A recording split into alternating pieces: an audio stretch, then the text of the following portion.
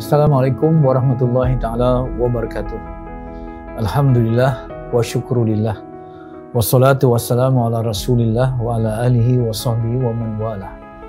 Rabbi shrahli sadri wa yassirli amri wa hlul 'uqdatam min lisani yafqahu qawli. Tuan-tuan, puan-puan, saudara-saudari yang dikasihi sekalian, ya, kita masih lagi bincang tentang misi hidup sebenarnya. Iaitu misi hidup kita beribadah. Dan dalam beribadah itu ada syarat-syaratnya, dan syarat yang paling penting ialah niat yang betul ataupun keikhlasan kerana Allah Subhanahu Wa Taala. Kali ini marilah bersama dengan saya kita memperincikan tentang apa yang dikatakan ikhlas. Ya, selalu kita dengar kalau nak bekerja mesti ikhlas, nak bersedekah mesti ikhlas, ya. Selalunya ikhlas ni dikaitkan dengan ibadah-ibadah bersifat ibadah asas, iaitu solat, puasa, naik haji dan sebagainya. Mesti ikhlas ketika bersolat, mesti ikhlas untuk kita mengerjakan puasa, mesti ikhlas mengerjakan haji. Tetapi mari kali ini kita lihat ikhlas yang kita kaitkan dengan profession kita, dengan kerja kita. Kita mesti ikhlas dalam bekerja, ya.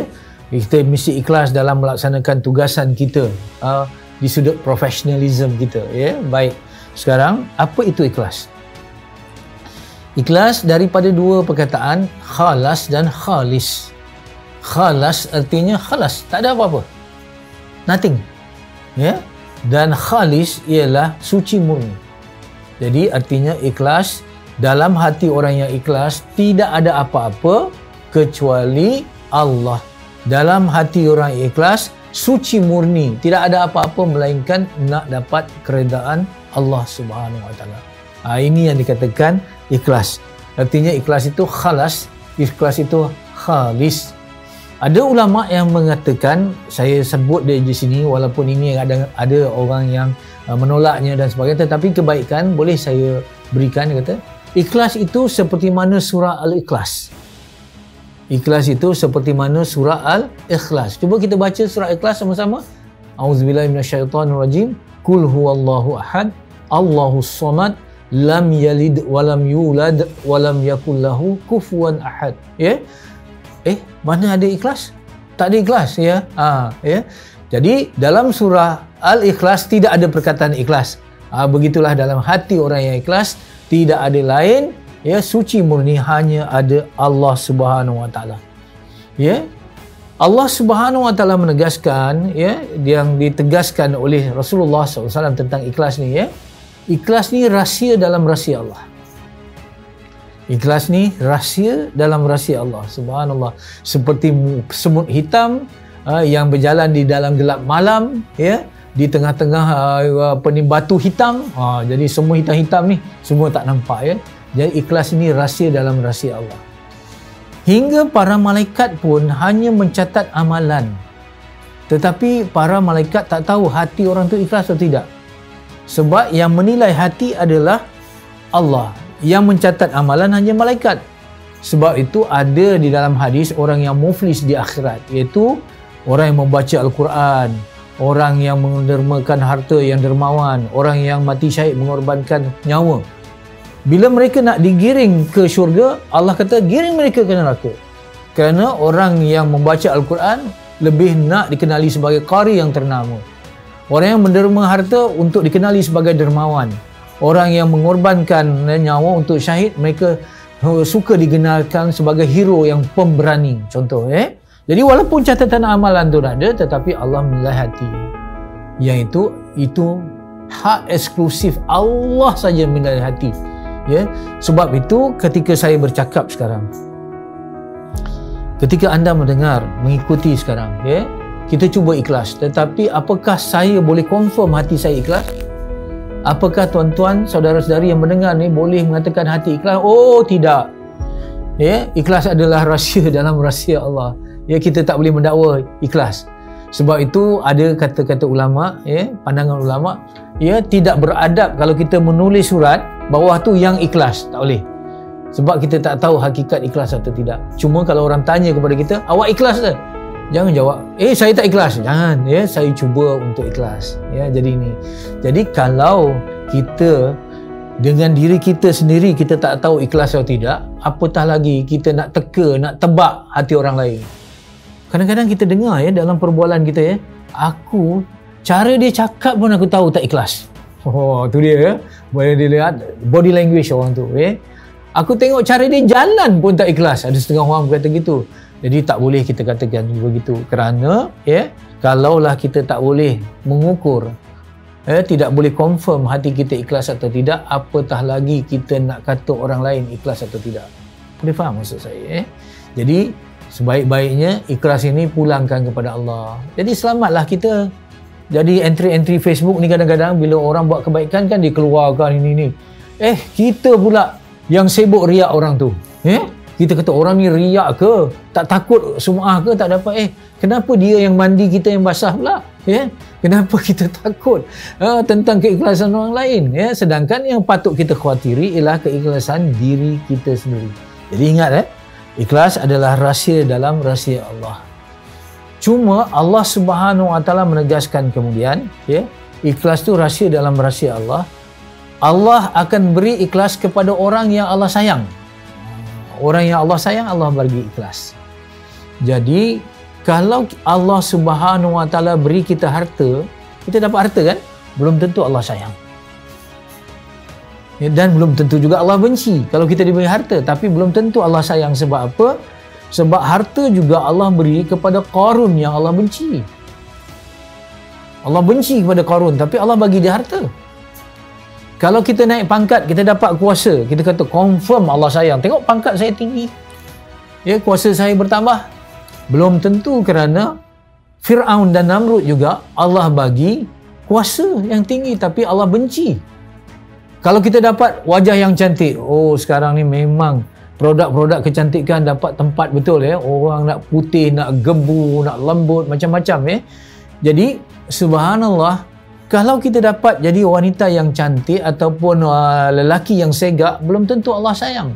Kerana apa? Kerana Abu Lahab dan juga isterinya Ummu Jamil. Ummu Jamil ni ratu cantik tau. Abu Lahab orang yang segak. Tetapi di mana kesegakan mereka, di mana kecantikan mereka, semua tidak bererti. Di dunia mereka menderita, di akhirat menderita. Jadi kalau Allah bagi kita harta, Allah bagi kita rupa, Allah bagi kita kuasa, belum tentu Allah sayang. Tetapi kalau Allah Subhanahu Wa Taala bagi kita ikhlas, confirm Allah sayang. Kenapa bila Allah Subhanahu Wa Taala beri kita ikhlas, confirm Allah sayang? Ada 3 perkara.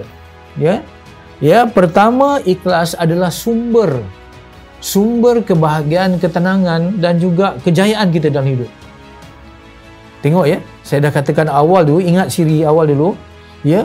Dalam Islam kita takrifkan kejayaan kita apabila kita tercapai tujuan hidup kita. Tujuan hidup kita adalah ibadah. Betul? Jadi apabila kita jadi hamba Allah, iaitu beribadah, itulah kejayaan kita. Dan ibadah ini diterima hanya apabila ikhlas. Kalau kita tak ikhlas, ibadah kita tertolak. Bila ibadah kita tertolak, kita tidak akan bertemu dengan bahagia, kita tidak akan bertemu dengan ketenangan, kita tidak akan bertemu dengan kejayaan. Jadi ikhlas adalah sumber kebahagiaan, ketenangan dan kejayaan dalam hidup. Baik, itu satu sudut. Ikhlas menyebabkan kita mudah membuat keputusan dengan tepat dan cepat. Rupa-rupanya dalam hidup ni, seni membuat keputusan. Mengikut ahli psikologi, kita membuat keputusan dalam hidup ni lebih kurang 200 keputusan. Dalam masa 24 jam, 200 keputusan. Bermula pagi tadi, kita nak bangun pukul berapa? Kita nak makan apa? Kita nak pakai apa? Kita nak buat apa semua. Kita membuat 200 keputusan. Jadi orang yang ikhlas, saya katakan dulu, dia boleh buat keputusan dengan tepat dan cepat kerana dia tidak banyak Tuhan dalam kehidupan dia. Dia hanya satu Tuhan saja. Sebab itu orang ikhlas itu bebas, dan bebas itu adalah kemerdekaan yang menjanjikan kejayaan dan ketenangan dalam hidup. Ingat saya katakan dulu, orang yang ikhlas, dia bahagia kerana dia ada Tuhan saja yang dia nak jaga, satu Tuhan dia nak jaga. Manakala orang yang tidak ikhlas, banyak Tuhan-Tuhan kecil dalam hidupnya yang menyebabkan dia tidak bahagia. Burulah cinta Allah, cinta yang lain akan mengikut. Tapi kalau kita buru cinta manusia, cinta makhluk, makhluk pun belum tentu dapat, cinta Allah lagi confirm tak dapat. Ini penting ya. Yang kedua, ikhlas adalah ibu kepada sifat-sifat mahmudah. Bila kita ada ikhlas, kita ada pemurah. Kenapa ibu kepada sifat mahmudah iaitu ikhlas ni dapat menyebabkan adanya datangnya sifat pemurah? Orang yang ikhlas dia tahu rezeki yang dia dapat bukan anugerah semata-mata tetapi lebih sebagai amanah. Dia tukang jaga saja. Sebab tu bapa bila dia dapat nikmat, orang yang ikhlas ni kata alhamdulillah, segala puji kepada Allah. Kenapa? Dengan fikiran yang diberi oleh Allah lah yang dia berfikir secara kreatif dan inovatif. Dengan tangan dan kaki lah dia berusaha mengeluarkan tenaga yang mana dia dapat kejayaan dan kekayaan itu, harta itu. Jadi apabila dia dapat harta bukan kerana kepandaiannya, tetapi kerana Allah Subhanahu Wa Taala memberikannya, menganugerahnya. Dan anugerah ini datang dengan sifat yang dikatakan amanah kepada Allah. Jadi akhirnya apabila dia rasa harta ini bukan semata-mata anugerah tetapi amanah, maka dia boleh mengagihkan kepada orang-orang lain.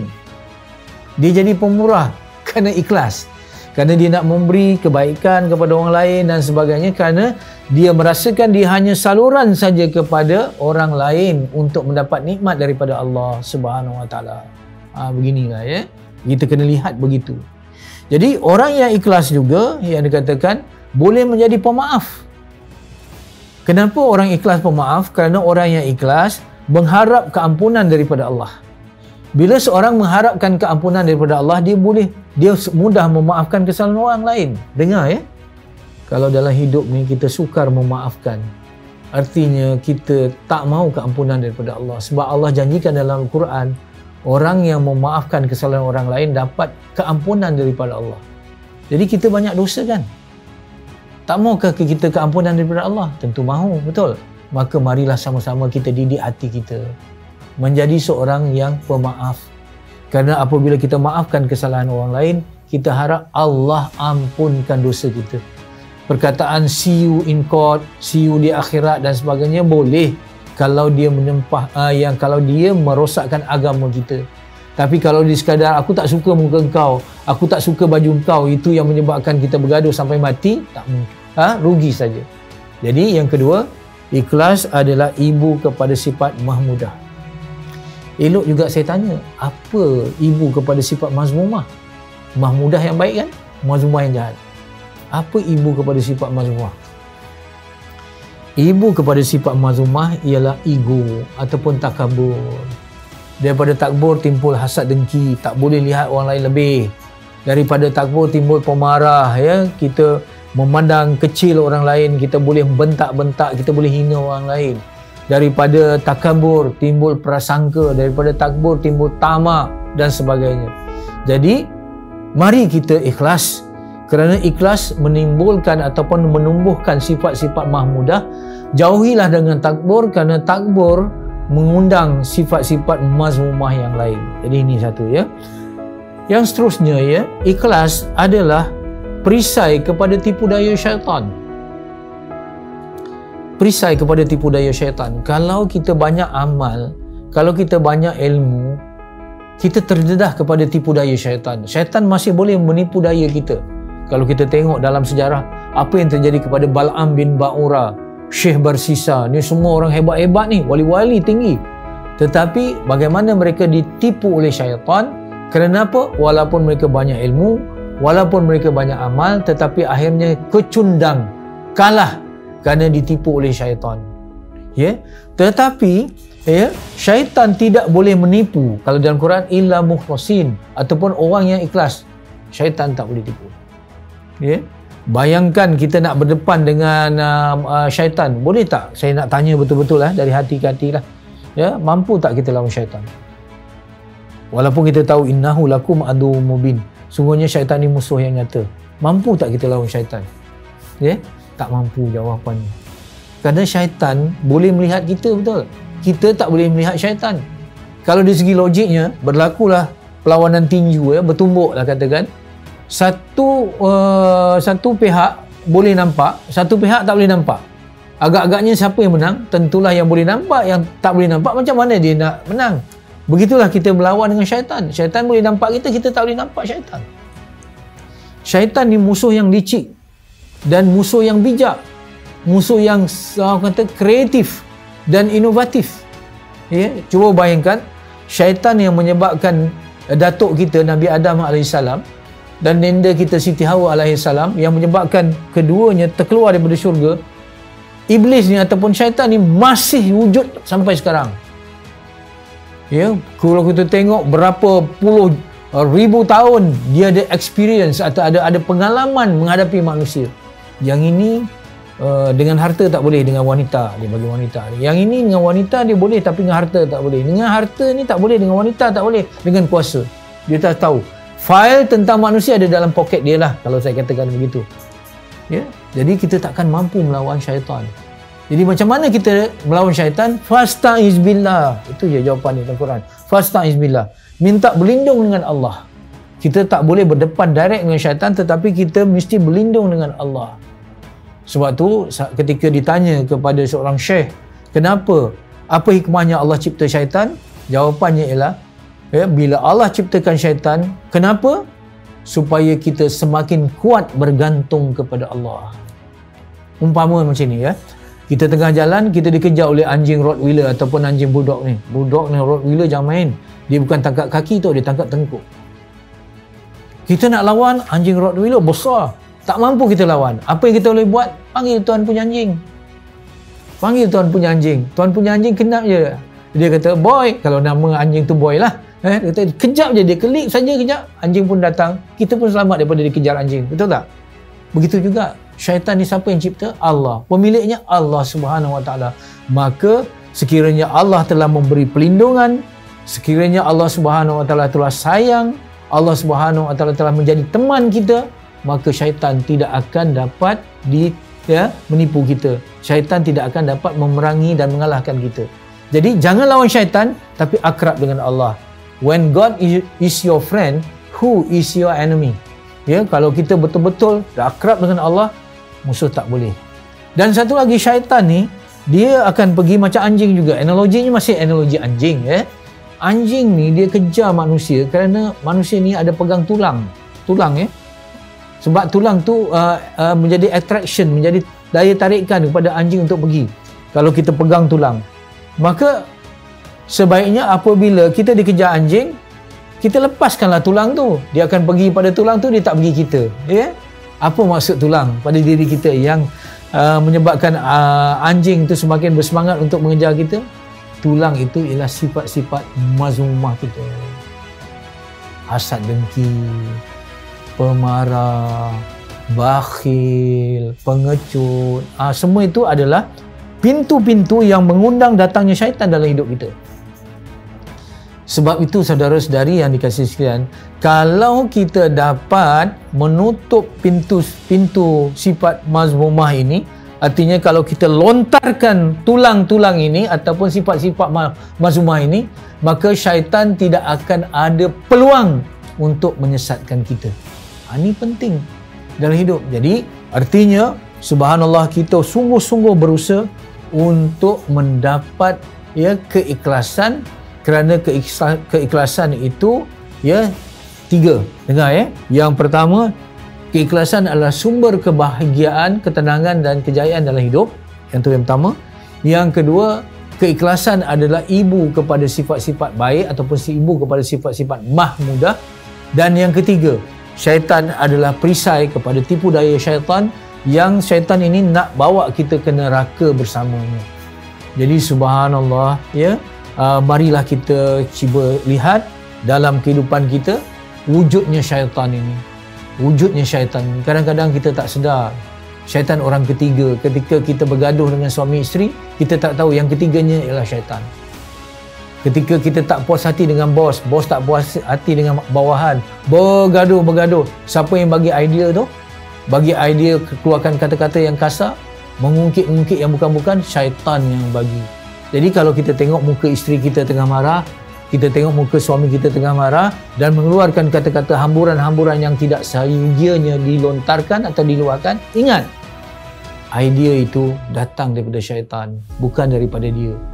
Jadi untuk itu kita jaga keikhlasan kita dan selalulah kita baca ta'awuz, a'udzubillahi minasyaitonir rajim, dengan kita berlindung kepada Allah, kita akan dapat mengatasi tipu daya syaitan, insya-Allah. Ikhlas itu bebas. Sekian, assalamualaikum warahmatullahi taala wabarakatuh.